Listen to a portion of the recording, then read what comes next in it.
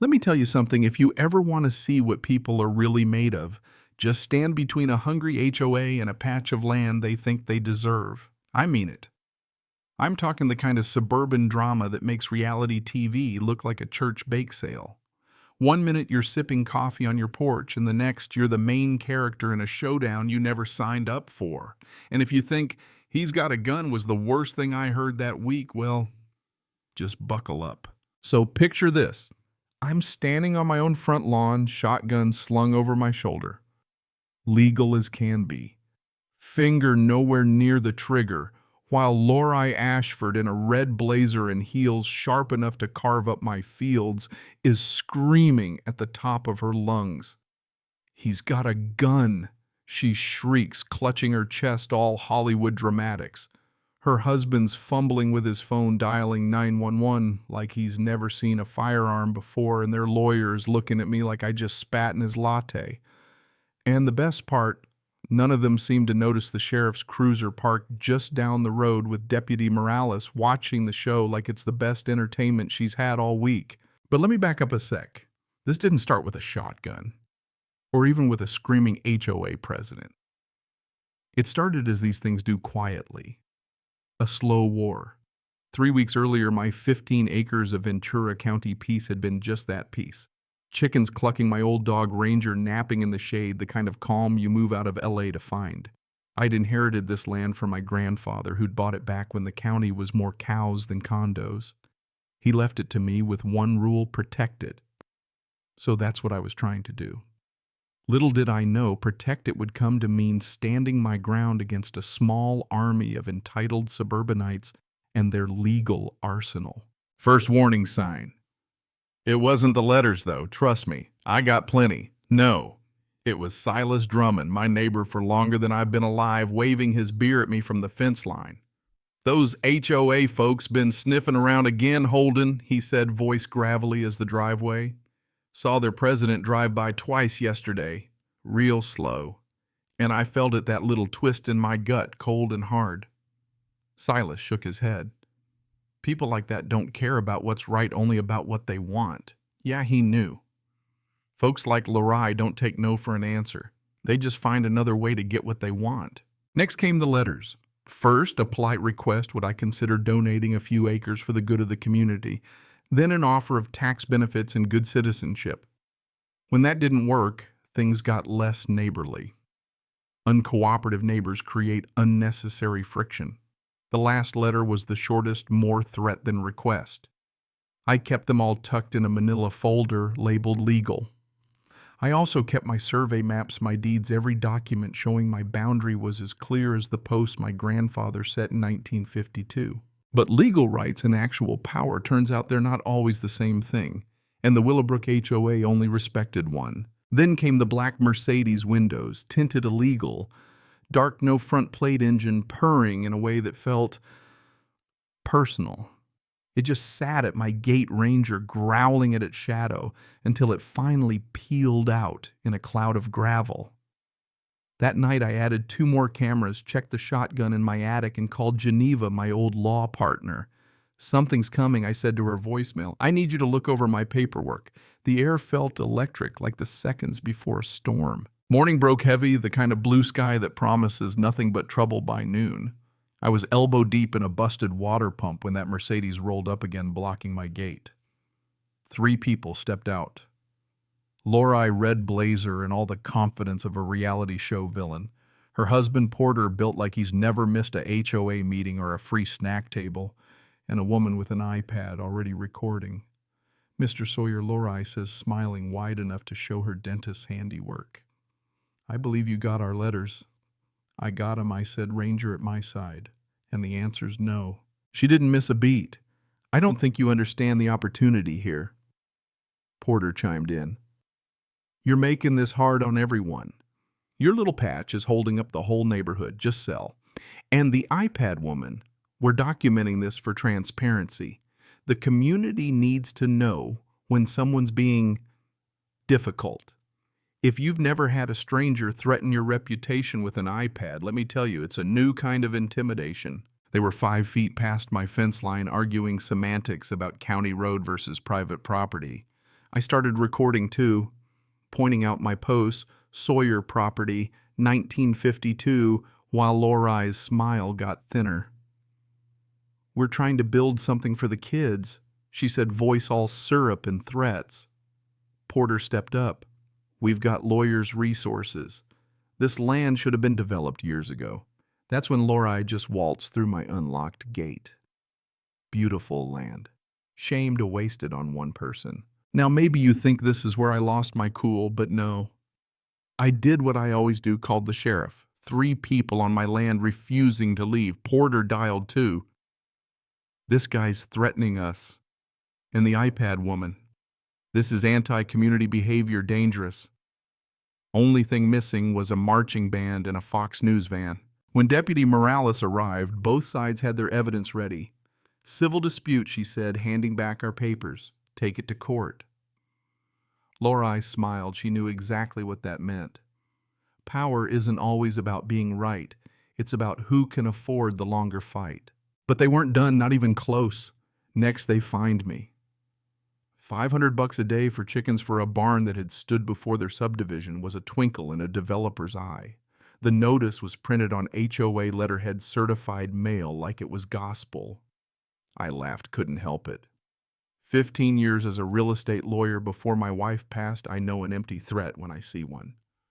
But it still stings, you know. So I went to war the way I know how document statutes maps. I pulled every county record, every code. Turns out California law is pretty clear. HOAs can't touch land outside their subdivision. My parcel was mine, clean as could be. But that didn't stop them from hiring surveyors, cutting through my new gate lock with bolt cutters, flying drones over my barn. This time I ran out there, phone in hand, ranger barking. "You're trespassing," I shouted. The surveyor didn't even look up. "Take it up with the HOA." And when that Mercedes rolled in, Lorai, her lawyer and some guy in a suit slick enough to slip on a concrete mixer followed. They were pouring a foundation for their park entrance right on my land. "If we're wrong, we'll tear it out," said the lawyer. But possession is 9/10 of the law. And just like that, the concrete started flowing. Deputy Morales arrived, shrugged, and said it again. "Civil dispute." That gray scar on my field was the HOA's declaration of war. That night I called Geneva. She dug up the lawyer's history. Turns out he'd pulled this adverse possession trick before, pour some concrete, claim continuous use, then drag it out in court until the real owner gave up. Dirty, but effective. Geneva said, "You need witnesses, someone official." So I called Wyatt, my old friend and county sheriff. Off duty, he could stand there as a private citizen. But Holden, he said, you have to be perfect. Stay legal, stay calm, let them choose to leave or face the consequences. So I prepped. Cameras everywhere. Big, bold signs, a body cam on my chest, shotgun empty but visible. Monday morning, right on cue, the convoy rolled in, Mercedes construction trucks, the whole crew. Lorai, her husband, their lawyer, all stepping out like they were filming the season finale of Suburban Takeover. The performance was instant. "He's got a gun," Lorai screamed, doing her best fainting couch routine. "He's threatening us." The iPad came up, filming every second. I stood still, voice steady. "You are trespassing. I am armed on my own land, which is my right. Leave now." Their lawyer shouted, "That's brandishing. We're recording you." I just stared right at the camera. Weapons pointed at the ground, fingers off the trigger. "Leave." That's when Wyatt strolled up, plainclothes, hands in his pockets. "Everything all right, folks?" he asked, like he was just out for a walk. The lawyer's face fell.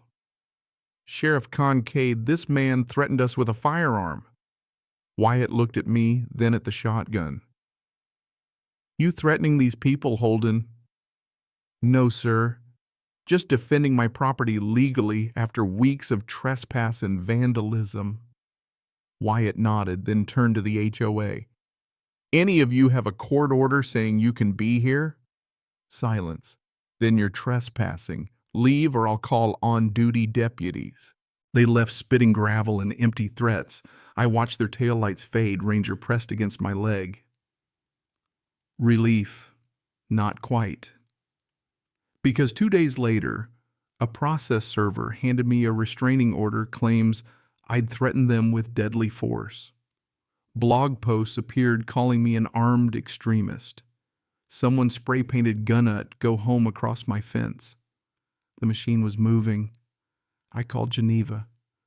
"We've got 10 days to flip this script," she said. "We're not just defending anymore, we're going on the attack." What they didn't count on was how stubborn I could be, or how much dirt Geneva could dig up. She found a whistleblower inside the HOA, a treasurer who'd kept every shady email and every receipt from a missing $45,000 in HOA funds. Turns out the park was a front. The president and her husband were in debt up to their eyeballs, and a developer, Martinez Development, was offering $1.5 million for my land with a tidy six-figure finder's fee for the president if she could deliver. The email spelled it out. If Sawyer won't sell, use intimidation. Claim boundary disputes, build infrastructure, make him fold. It was never about a park.